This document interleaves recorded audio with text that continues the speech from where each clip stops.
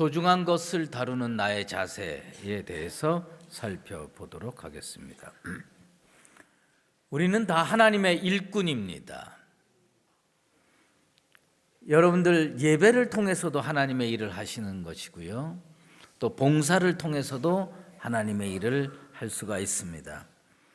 하나님의 일꾼으로서 우리가 본받아야 할 사람들이 성경에 많이 있습니다. 그 중에 한 사람을 오늘 소개하려고 합니다. 바룩이라고 하는 사람입니다. 느헤미야 3장에 예루살렘 성벽을 재건하는 일을 하게 됩니다. 다 무너져 내렸었어요. 근데 이걸 다시 든든한 성벽으로 만들려고 하다 보니까 많은 사람의 헌신이 필요했습니다. 성벽을 삥 둘러서 몇 군데로 나눴냐면 40군데로 나눴습니다. 40군데로 나눠서 책임자들을 하나씩 임명했는데 38명에게 책임을 맡겼습니다. 이 38명이 성벽을 다시 재구축하는데 주도적인 역할을 했습니다. 그들이 역할을 했는데 느헤미야라고 하는 그 총지휘관이 그들의 이름 하나하나를 성경에다가 기록을 했습니다. 그리고 모든 믿음의 후손들이 이 이름을 좀 기억했으면 좋겠다 하는 의미로 다 기록을 해놨습니다. 근데 이 느헤미야 3장을 쭉 읽어보면 공통된 표현들이 몇 가지가 나옵니다. 38명이 공통적으로 한 일들이 있다는 거예요. 그 중에 하나는 뭐냐면 그들은 한 부분을 맡았다는 겁니다. 어떤 사람은 사실 좀 넓은 지역을 맡았고요, 어떤 사람은 좀 좁은 지역을 맡았어요. 그런데 성경은 그것을 어떻게 표현했냐면 한 부분을 맡았다라고 기록하고 있습니다. 우리가 교회 안에서 남의 눈에 확 띄는 일을 할 수도 있습니다. 또 어떤 때는 내가 하는 일을 아무도 몰라주는 그런 일을 할 수도 있습니다. 그런데 저 하늘 생명록에는 어떻게 기록되어 있느냐? 교회의 한 부분을 맡아서 그 중요한 일을 잘 감당했다고 하늘 생명록에 기록해 놓을 줄로 믿습니다. 그 과정에서 말이에요, 그 38명이 공이 또 같이 한 게 하나 있어요. 그게 뭐냐 하면 주어진 그 거룩한 임무를 완수했다는 겁니다. 38명 중에 단 한 명도 완수하지 못한 게 없습니다. 그 38명이 자기의 주어진 임무를 다 완벽하게 해냈습니다. 하나님의 일은요, 완수해야 됩니다. 여러분들의 인생이 자기에게 주신 하나님의 의무, 자기에게 주신 하나님의 직무를 완수하는 인생들 되기를 축원합니다. 완수하지 못했으면 기록되지 못했을 겁니다. 완수했기 때문에 성경에 기록된 것입니다. 근데 사실 그들이 하는 일이요, 어떻게 보면 대단한 일이 아니에요. 어떤 것을 새로 건축하는 일이 아니라 중수하는 일.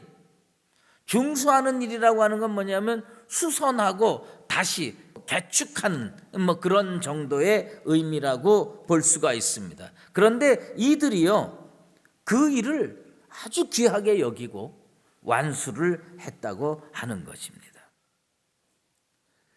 제가 집을 개축을 해본 적이 있습니다. 정말 뼈대만 남겨놓고요, 싹 다 바꾸는데 그 일하시는 분들이 계속 하는 말이 있어요. 그 말이 뭔지 아세요? 차라리 새로 짓는 게 낫다. 이 개축이 그렇게 어려운 거예요. 이 새로 지으면 아예 그냥 딱 기초부터 파가지고 쫙 하고 금방 올라가는데 이게 기존의 것을 유지하면서 뭘 하려니까 더 어려운 것 같더라고요. 그런데 이 리페어 과정, 이 중수하는 과정을 38명이 다 완수를 했는데 잘했습니다. 그런데 성경에 딱 37명의 표현과 한 명의 표현이 다르다는 겁니다. 37명은 어떻게 표현하고 있냐면 중수하여, 그러니까 개축하여 이렇게 딱 표현하고 있어요. 그걸 완수했다는 겁니다. 근데 한 명 바룩은 어떻게 했느냐? 한 단어가 더 들어가요. 이 한 단어가 난 참 중요하다고 봅니다. 37명은 중수하여로 표현되어 있는데 그 바룩이라고 하는 한 명은 뭐냐면 힘껏 중수하여. 여러분, 요거 참 어려운 말입니다. 이게 교회에서 목회를 해보면 알지만 칭찬 그거 함부로 하면 안 됩니다. 칭찬을 열심히 해야 되는데도 불구하고 칭찬 함부로 하면 문제 생깁니다. 만약에 오늘 우리 2부 찬양대가 찬양을 잘했는데 나는 1부 때 아무 말을 안 하고 그 다음에 설교를 했는데 2부 때 찬양을 잘했다고 제가 우리 2부 찬양대 너무 성가를 잘합니다 하고 칭찬을 하면 다음 주에 나는 정말 수많은 사람한테 눈총 맞고 살게 됩니다. 그러니까 1부 때 잘한 분 잘하면 그거 다 그때 칭찬하고 2부는 잊어먹고 살면 되느냐? 그게 아니더라고요. 그러니까 이게 느헤미야가요 38명을 다 똑같이 평가했어요. 중수하고 완수했다. 중수하는 일을 완수했다 하면서 쭉 똑같이 했는데 딱 한 명을 다르게 평가한 거예요. 바룩을 어떻게 평가했냐? 힘껏 중수했다. 이거는 느헤미야가 보기에 이건 보통 열심히 한 게 아니에요. 보통 열심히. 이거 사실 지도자가 이 정도로 칭찬을 하는 거는 어떻게 보면 자기 직을 내놓고 칭찬할 수도 있는 거예요. 그런데 하나님께서 그거를 인정해 주셔서 성경의 영감으로 이 글이 쓰여진 겁니다. 얼마나 열심히 했습니까? 하나님의 그 거룩한 직무를 얼마나 열심히 했으면 37명은 그냥 열심히 했다. 그런데 이 사람은 어떻게 했냐? 특별히 열심히 했다. 이렇게 기록을 했을까? 난 우리 강북제일교회 성도들 한 분 한 분이 바룩과 같이 하나님께서 내게 맡겨주신 그 일을 특별히 완수하고 특별히 열심히 하는 그런 분들 꼭 되시기를 주의 이름으로 축원합니다. 우리 하나님은요 감찰하시는 하나님이에요. 선인과 악인을 구분하시고요, 내가 걸어가는 그 길도 다 살피시고요, 눕고 앉고 일어서는 것까지 다 감찰하시는 분이에요. 그런데 그분이 성경에 힘껏 중수했다 이렇게 표현했던 이유는 하나님이 잘 살펴보고 그렇게 평가해도 좋다. 성경을 보면요 하나님이 다 평가를 해놓고 계세요. 근데 그 한 단어가 들어가느냐 안 들어가느냐에 따라서 나는 생각해 볼 때 나중에 천국의 상이 엄청나게 달라질 거라고 생각이 됩니다. 그래서 요한계시록 22장 12절에 보면 내가 줄 상이 4개인 각 사람에게 그가 행한 대로 갚아주겠대요. 그가 어떻게 했느냐? 열심히 했으면 열심히 한 상을 주고요, 더 열심히 했으면 더 열심히 한 상을 주겠다는 겁니다. 그러니까 하나님의 인사고과 평가서가 성경에 다 나와 있는 걸 보면 우리가 천국에 가면 내가 어떻게 했느냐, 평생 신앙생활을 어떻게 했느냐에 따라서 우리들의 상이 많이 달라질 거라고 봅니다. 여러분 스스로에게 질문해 보세요. 나는 상을 많이 받을까 조금 받을까? 자기 하나님 앞에 상 많이 받을 거라고 생각하는 분 손 들어봐. 손 들어보세요. 한 명밖에 없네. 나 이거 큰일 났네. 내가 목회를 심각하게 잘못하는 것 같으네. 예?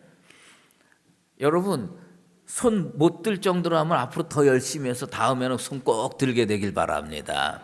그러면 강북제일교회에서 천국 가면 상 제일 많이 받을 사람이 누굴 거라고 생각하세요? 나는 그 확신 가지고 사는 거예요. 사람이 그 정도 확신도 없어가지고 어떡하겠어요. 여러분도 하나님 앞에서 내가 제일 상을 많이 받을 거라는 확신을 가지고 믿음 생활 꼭 하시게 되기를 주의 이름으로 축원합니다. 이게 인사고과라는 게 우리 어릴 때부터 있었어요. 초등학교 다닐 때 보면 선생님이 학기 말에 성적표 주는데 국어, 산수, 사회, 자연 뭐 이러면서 하면 수미양가 이렇게 하잖아요. 제가 수가 꽤 많은 학생이었어요. 근데 어디 가면 진짜 마음이 무거운 부분이 있어요. 근데 두 가지는요 너무 못했어요. 하나는 뭐냐면 체육, 또 하나는 뭐냐면 미술. 요 두 개는 나는 초등학교 때 요 두 개는 늘 양이었어요.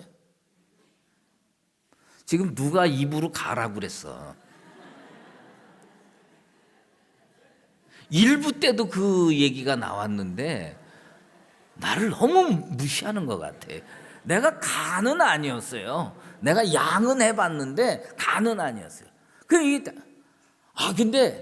나는 진짜 평생 소원이 뭐였냐면 이 체육이나 미술을 미를 넘어서 우쯤 한번 받아봤으면 좋겠다.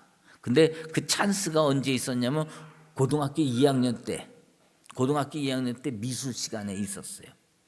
미술 선생님이 유화 도구를 뭐 이런 거 있어요. 뭐 이렇게 해서 뭐 그거를 다 구비하면 기본 70점을 주겠다고 그랬어요. 나 진짜 소망이 생기더라고요. 저희 집이 가난한데도 불구하고 우리 어머니 달달달달달 볶아가지고요 그 유화 도구를 풀 세트를 장착하고 갔습니다. 난 이제 드디어 내 인생의 소원을 한번 푼다. 그래가지고 딱 했는데 나중에 보니까 나는 그거 다 갖추면 70점 아니에요. 그럼 내가 아무리 그림을 못 그려도 그래도 30점 중에 10점이야 안 맞겠냐. 그러면 나는 우 정도로 한번 맞을 수 있을 거다고 확신을 가지고 열심히 그렸는데 나중에 성적표 딱 나오는 거 보니까 79점이야.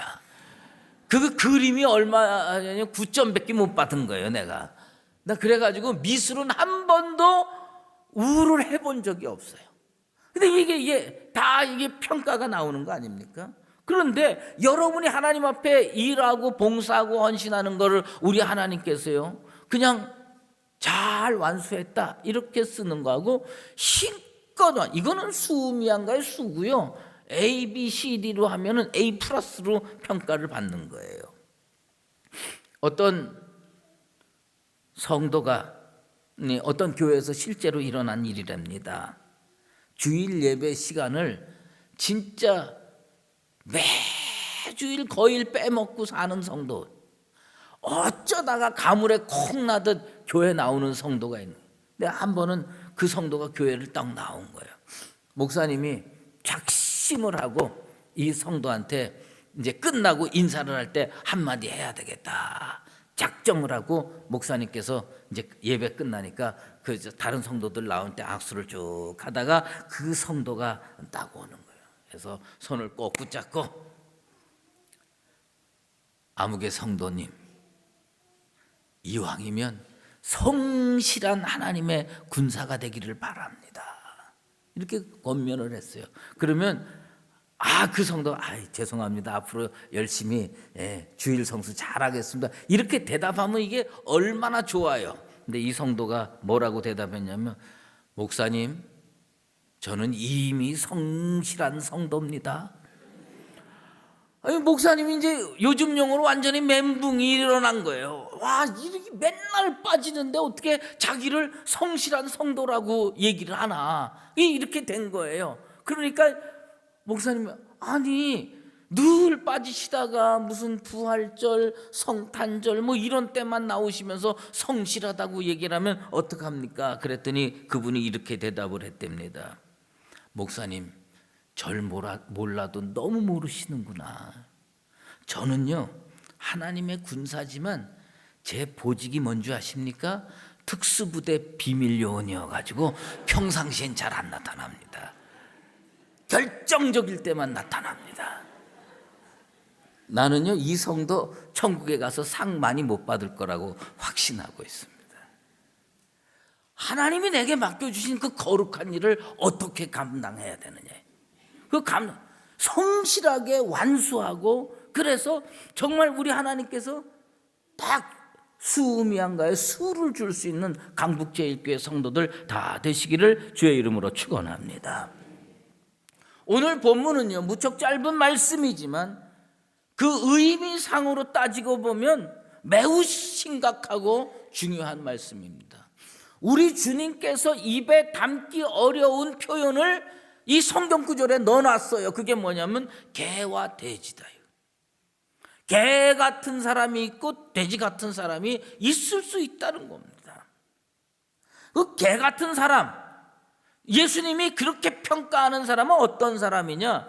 소중한 것, 중요한 것을요 제대로 이해하지 못하고 오히려 그것을 배척하고 반대하고 이런 사람. 예수 복음이 얼마나 귀한 겁니까?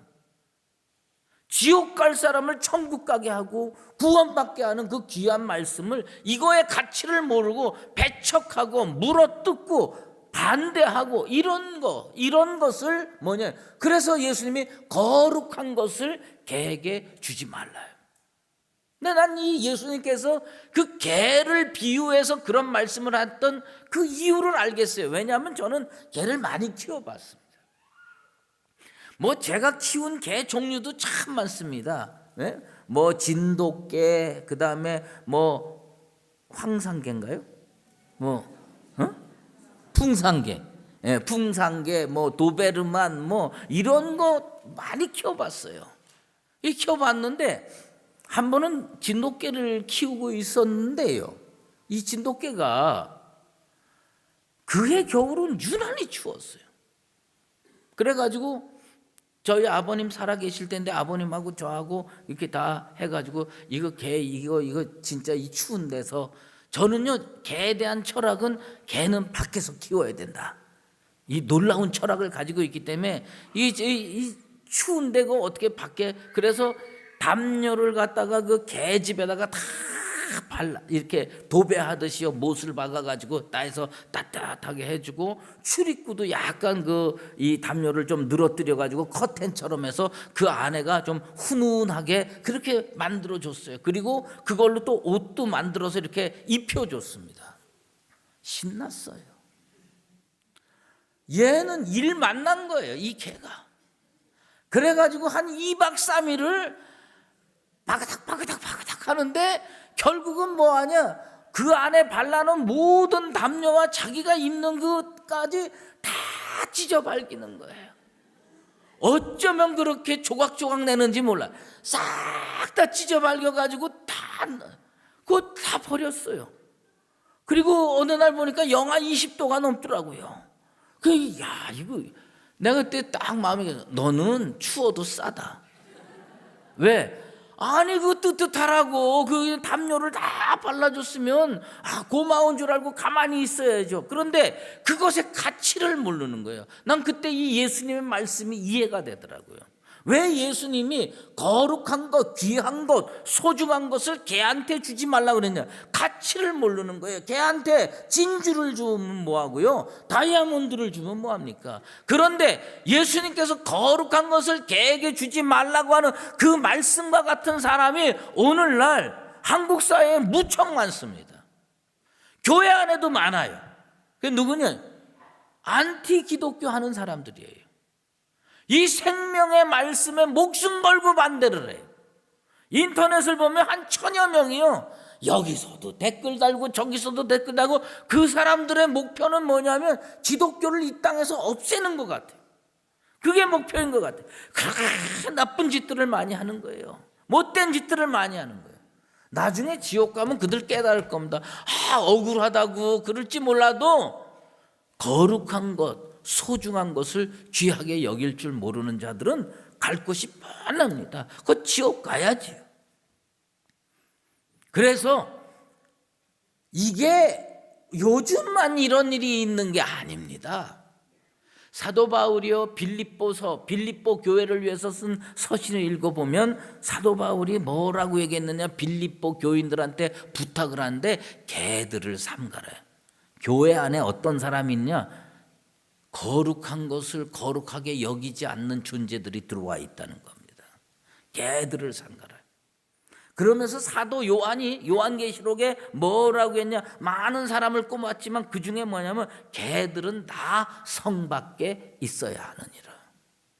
이 구원의 성, 은혜의 성, 축복의 성밖에 쫓겨나서 밖에서 슬피 울며 이를 갈며 추위에 떨어야 할 존재들이 뭐냐? 개 같은 사람들이라는 겁니다.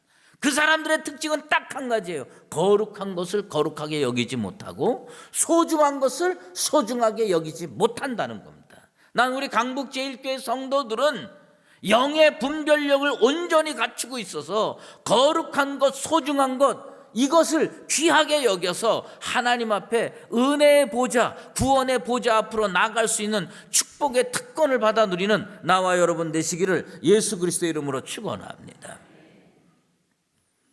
그 다음에 돼지 같은 사람은 뭐냐? 예수님께서 돼지라고 언급한 사람은 뭐냐? 이게 거룩한 것과 속된 것을 구별하지 못할 뿐만 아니라 분별력이 없어서 어디에만 초점이 있냐면 나 잘 먹고 잘 살고. 그래서 교회 왜 나오느냐? 건강하기 위해서 교회 나와요. 병 생기면 하나님을 부인합니다. 물질이 넉넉하게 되면 교회 나옵니다. 물질이 조금 어려워지면 교회 배척합니다. 그게 뭐냐? 돼지 같은 사람이라는 겁니다. 사마리아에 시몬이라고 하는 사람이 있었어요.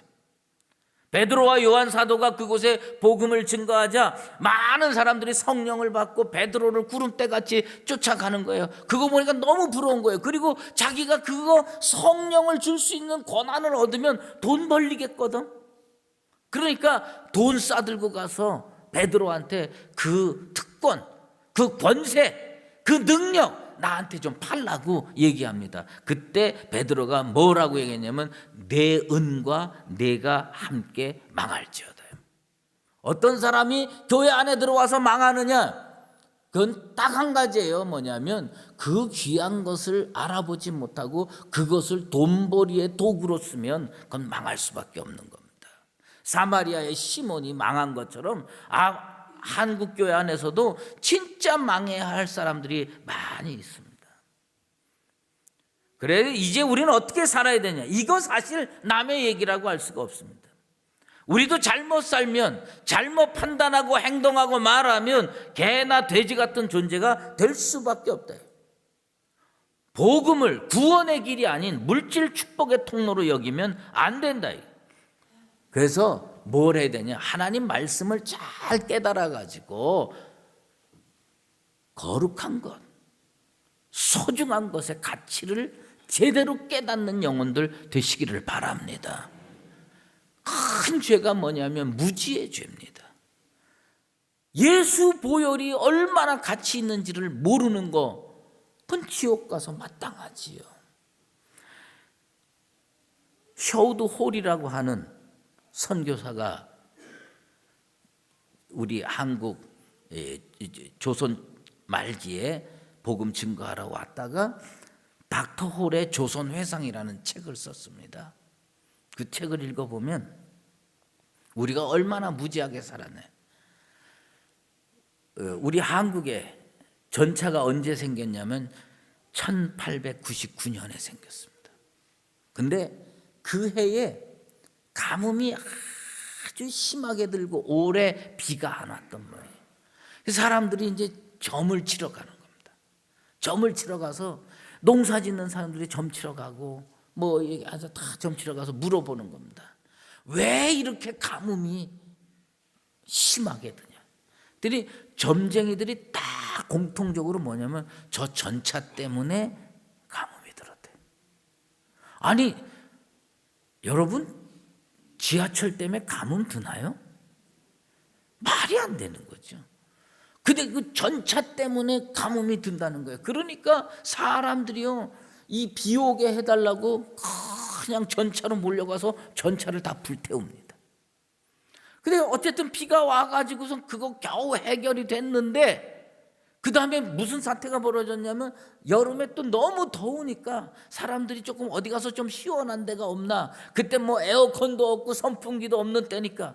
그런데 보니까 사람들이 뭘 발견했냐면 아스팔트가 이렇게 쫙 그 전차 다니는다면 아스팔트가 깔려 있잖아요. 그러면 아스팔트가 낮에는 달궈져가지고 뜨끈뜨끈하는데 이게 거기에 비해서 이 전차 철로는 밤이 되면 금방 식는 거예요. 쇠는 금방 뜨거워졌다가 금방 식잖아요. 그러니까 사람들이요, 밤에 가서 손으로 이렇게 만져보니까 아스팔트는 뜨끈뜨끈해가지고 왜 온돌에서 지지는 것 같이 탁 하는 거고, 그 다음에 이 철도에 이렇게 손을 대보니까 시원한 거예요. 그거 거기에다가 머리를 대니까 잠이 잘 오는 거예요. 그래가지고 사람들이요, 그 전차 철도에 쫙 해서 자는 거예요. 근데 문제는 뭐냐? 어느 날 새벽 안개가 짙게 낀, 사람이 자는지를 모르고 전차가 가갖고 수도 없는 사람을 치워 죽인 거예요. 여러분, 시원하다고 전차 철길에 주무실 분이 지금 여기 어디 있어요? 그건 너무 무지한 일이잖아요. 무엇에 대한 깨달음이 없으면 그런 일이 벌어지는 겁니다. 우리가 꼭 깨달아야 될 것이 하나 있어요. 그게 뭐냐? 예수 복음입니다. 이 예수 복음이 내 인생을 변화시키고, 예수 복음이 나를 구원으로 이끌고, 예수 복음이 나를 하나님의 은총 속에 살게 해줄 줄로 믿습니다. 다른 거는 몰라도 이것에 대한 확실한 깨달음은 있어야 할 줄로 믿습니다. 세상 사람들이요, 이 예수 복음의 가치를 모르는, 근데 우리는요, 그 거룩한 것을 누구에게 던져주려고 하냐면 개들한테 주려고 그럽니다. 얼마나 그래가지고 지금 한국교회가 피해가 많은지 몰라요. 이단 사설들이 그걸 다 악용해가지고 하나님 이름에 먹칠을 하고 있습니다. 이걸 생각할 때 우리가요, 복음 증거하는 건 맞는데 복음 증거를 잘 해야 돼요. 거룩한 것을, 그 가치를 알 수 있는 사람에게 잘 증거해서 구원의 역사가 제대로 일어나는 그런 한국교회가 되기를 원합니다. 사랑하는 강북제일교회 성도 여러분, 여러분들은 무엇을 소중히 여깁니까? 여러분 인생에 가장 소중히 여겨야 할 것은 딱 한 가지입니다. 그게 뭐냐? 예수 복음입니다. 이 예수 복음을 소중히 여겨서 하나님 앞에 구원 얻고 천국으로 가고 축복과 은혜를 받으며 살아가는 나와 여러분 되시기를 예수 그리스도의 이름으로 축원합니다. 기도하겠습니다. 하나님 아버지, 우리의 영을 깨우쳐 주시옵소서. 우리의 눈을 밝히 뜨게 하여 주시옵소서. 우리의 머리를 주님께서 많은 깨달음으로 채워주셔서 내 인생에 진짜 소중한 것이 무엇인지를 깨닫고 살게 도와주시옵소서. 개나 돼지처럼 깨달음이 없어서 진주를 짓밟고 복음을 거절하는 그런 어리석은 사람들 단 한 명도 없게 도와주시옵소서. 우리 강북제일교회 성도들은 예수 복음의 가치를 알아서 주님 복음을 받아들이고 구원의 반열에 설 수 있는 복된 인생으로 살게 도와 주시옵소서. 예수 그리스도의 이름으로 기도드리옵나이다. 아멘. 이제는 우리 주 예수 그리스도의 은혜와 하나님 아버지의 극진하신 사랑하심과 성령의 인도하시고 교통하심이 우리 주님 말씀처럼 거룩하고 소중한 것을 귀중히 여겨 구원의 반열에 서 있고 하나님의 은총과 축복을 받으며 살기를 작정하는 사랑하는 강북제일교회 모든 믿음의 권속들 머리머리 위에와 주의 몸된 교회 위에 이제로 영원히 함께 계시옵기를 간절히 축원하옵나이다. 아멘.